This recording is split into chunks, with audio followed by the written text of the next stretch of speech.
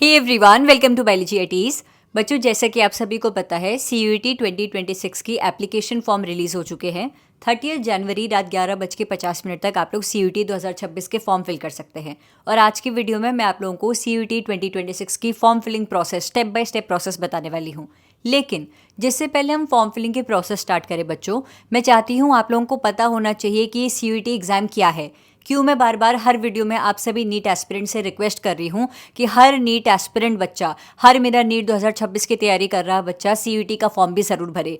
CUET आप सभी के लिए स्ट्रॉन्गेस्ट बैकअप का काम करेगा बच्चों, क्योंकि इंडिया की over 280 universities which includes various central universities, deemed universities, state universities, इन सभी यूनिवर्सिटीज़ में अगर आप लोगों को कोई अंडर ग्रेजुएट प्रोग्राम जैसे कि BSc, BA, BCom ऑनर्स ये सभी कोर्सेज करने हैं तो आप लोगों को CUET का एग्ज़ाम देना पड़ेगा। ये आप लोगों के लिए स्ट्रॉन्गेस्ट बैकअप का काम करेगा।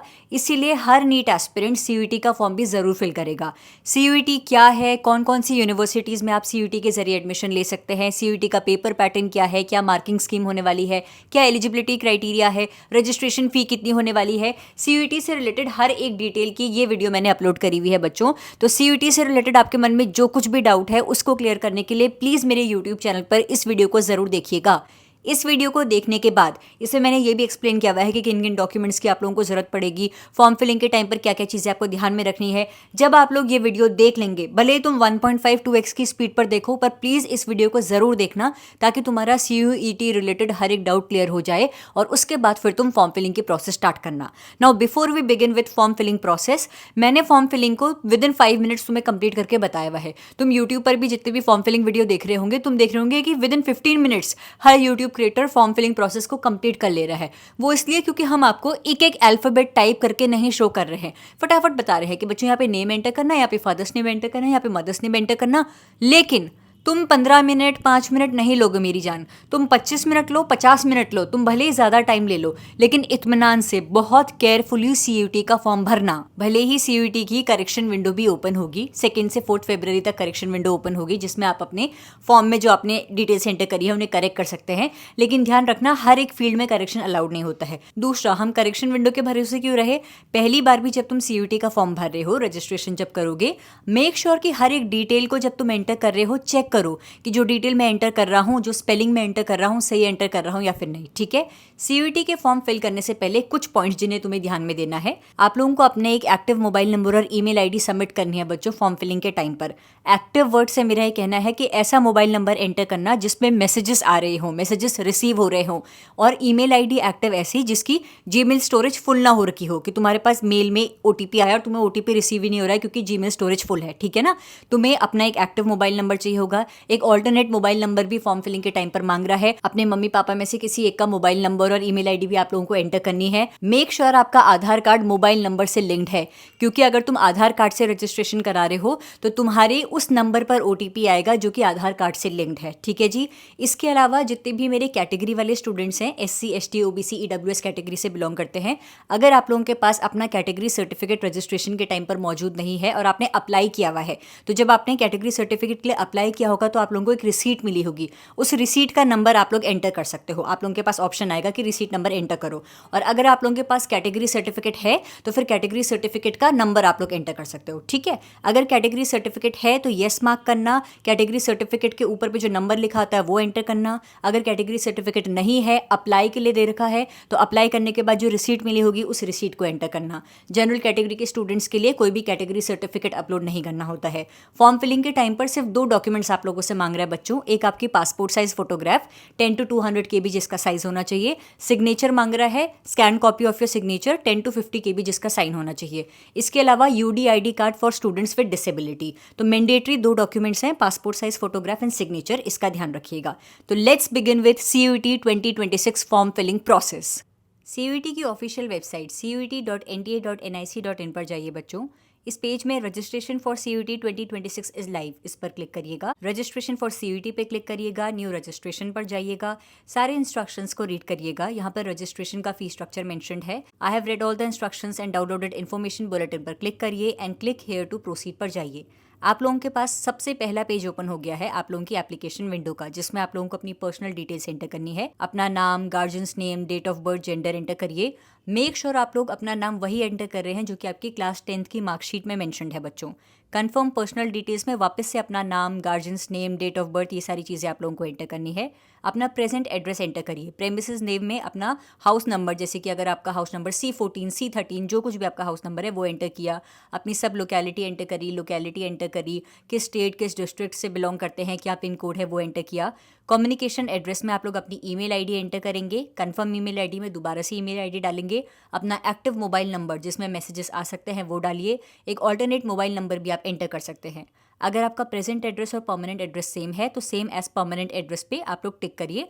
अगर प्रेजेंट एड्रेस और परमानेंट एड्रेस डिफरेंट है तो आप लोग डिफरेंट परमानेंट एड्रेस डाल सकते हैं। पासवर्ड आपको ऐसा सेट करना है बच्चों जो कि 8 to 13 कैरेक्टर्स का हो। इसमें मिनिमम एक कैपिटल लेटर होना चाहिए, स्मॉल लेटर्स होने चाहिए, एक न्यूमेरिकल वैल्यू होनी चाहिए और कुछ स्पेशल कैरेक्टर्स जैसे कि @ वाला साइन, परसेंटेज वाला साइन, हैशटैग वाला साइन, इनमें से कोई एक सिंबल भी मौजूद होना चाहिए।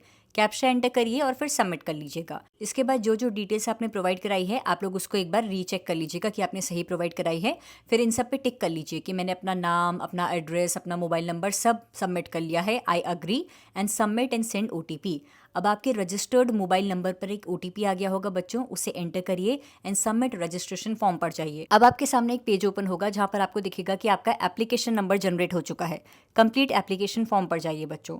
अब आप लोगों को अपनी बाकी सारी डिटेल्स भी एंटर करनी है। स्क्रॉल डाउन करिए, पर्सनल डिटेल्स पर जाइए। अब आप लोगों को अपनी नेशनैलिटी, कौन से स्टेट से आप बिलोंग करते हैं, किस कैटेगरी से बिलोंग करते हैं, डायबिटिक है या फिर नहीं है, फैमिली इनकम क्या है, ये सभी चीज़ें लिखनी है बच्चों।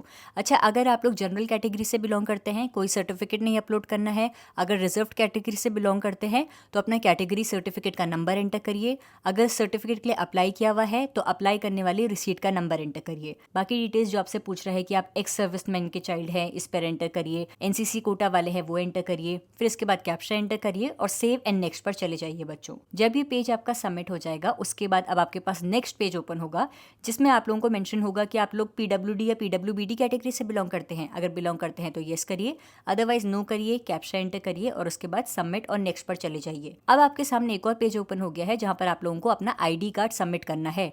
इनमें से कोई भी एक ID प्रूफ आप यूज कर सकते हैं। Aadhaar, DigiLocker, passport, PAN number, driving licence. मैं आधार सेलेक्ट कर रही हूँ, इसीलिए अब मुझसे आधार नंबर मांग रहा है तो मैं सेलेक्ट करूंगी कि I voluntarily agree to share my Aadhaar number. अपना आधार नंबर एंटर करूंगी, कैप्चा एंटर करूंगी एंड सबमिट OTP करूंगी। मेरा आधार जिस मोबाइल नंबर से लिंक्ड है उस मोबाइल नंबर पर अब एक OTP आया है, मैंने एंटर किया एंड नेक्स्ट कर दिया। मेरी आधार डिटेल्स शो हो गई है बच्चों। अब मुझसे पूछ रहा है कि क्या मेरे पास आधार ID है, मैंने नो कर दिया और सबमिट कर लिया है। अब मुझे अपनी CUET के सब्जेक्ट्स को चूज़ करना है। बायोलॉजी स्टूडेंट्स के लिए सबसे सेफेस्ट सब्जेक्ट कॉम्बिनेशन रहेगा physics, chemistry, biology plus English. ये 4 सब्जेक्ट्स के साथ CUET का फॉर्म भरिएगा बच्चों। तो मैंने ये सब्जेक्ट सेलेक्ट करे। अपनी सिटी प्रेफरेंस मैंने सेलेक्ट कर ली है कि मैं उत्तराखंड में पेपर देना चाहती हूँ और उत्तराखंड के किन किन सिटीज़ में मैं पेपर देना चाहती हूँ मैंने सेलेक्ट कर दिया। कैप्चा एंटर किया एंड सेव एंड नेक्स्ट कर दिया है। अब मुझे मेरी अपनी क्लास 10th की डिटेल्स एंटर करनी है। किस साल में मैंने 10th पास किया था, किस बोर्ड से पास किया था, मेरे स्कूल का नाम, कौन से डिस्ट्रिक्ट में था, वो सारी चीज़ें एंटर करी। उसी तरीके से 12th की डिटेल्स भी एंटर करी हैं। अगर आप लोग 12th अपीयरिंग स्टूडेंट हो तो आप लोगों से 12th के मार्क्स नहीं पूछेगा, लेकिन already 12th pass out students हो तो आप लोगों को 12th के मार्क्स भी एंटर करने पड़ेंगे। कैप्चा एंटर करिए और उसके बाद सेव एंड नेक्स्ट। अब फाइनली आप लोगों से पूछ रहा है बच्चों कि क्या आप ट्विन्स हो और दोनों CUET के लिए अप्लाई कर रहे हो। मेरा कोई ट्विन भाई बहन नहीं है और दोनों हम CUET के अप्लाई नहीं कर रहे हैं तो मैंने नो कर दिया है। कैप्चा एंटर करिए एंड सेव एंड नेक्स्ट पर चले जाइए। अब आप लोगों से आपके पेरेंट या फिर गार्जियन का मोबाइल नंबर मांग रहा है। अपने मम्मी पापा में से किसी एक का मोबाइल नंबर और ईमेल ID एंटर करिए एंड गेट OTP पे जाइए। अब आप लोगों को सेपरेटली मोबाइल पर अलग OTP आया होगा एंड ईमेल ID पर अलग OTP आया होगा। दोनों डिफरेंट OTPs को एंटर करो, वेरीफाई एंड नेक्स्ट पे जाओ। ये वाला पॉइंट बहुत इंपॉर्टेंट है। इस पेज पर आप लोगों को लाइव फोटो क्लिक करवाई जाएगी। आपकी लाइव फोटो क्लिक होगी, उसके बाद अपलोड फोटोग्राफ पे चले जाइएगा, सेव एंड नेक्स्ट पे जाइएगा।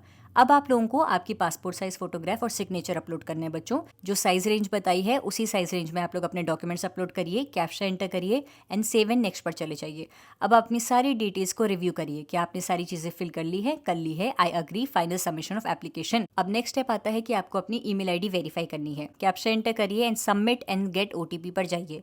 आप लोगों को आपकी रजिस्टर्ड ईमेल ID पर एक OTP आया होगा, उस OTP को एंटर करिए, वेरीफाई करिए। आपके पास फ्लैश हो जाएगा स्क्रीन पर कि your email ID has been verified successfully. Finally अब पेमेंट वाला पेज ओपन होगा। जो पेमेंट मेथड सेलेक्ट करे हुए हैं, जो भी बैंक डिटेल मेंशन करी हुई है, उनमें से किसी एक बैंक को सेलेक्ट करिए और प्रोसीड फॉर पेमेंट पे जाइए। पेमेंट कंप्लीट होने के बाद आपका फॉर्म फिल हो जाएगा। आप लोगों के पास शो हो जाएगा your form has been submitted successfully. तो आई होप बच्चों आप लोगों का CUET 2026 की फॉर्म फिलिंग प्रोसेस से रिलेटेड हर एक डाउट अब क्लियर हो गया होगा।